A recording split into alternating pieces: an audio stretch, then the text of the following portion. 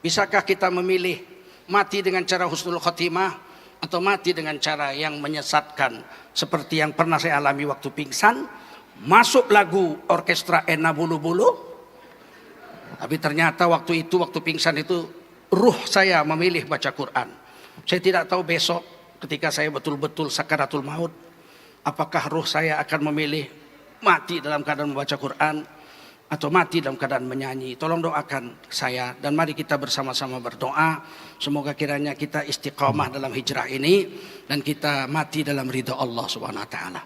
Ilmu itu dicabut, artinya adalah dengan perginya para ulama, ilmu itu akan dibawa oleh ulama tersebut, artinya akan hilang. Yang kedua adalah selagi ulama masih ada, sebelum ajal datang kepada mereka, kamu yang bukan ulama, kamu wahai manusia yang perlu ilmu, ambil peluang untuk mengambil ilmu daripada para ulama. Sebelum satu hari kamu perlu, kamu tak jumpa nak kembali kepada siapa, bekalilah diri kamu dengan mengambil ilmu daripada para ulama.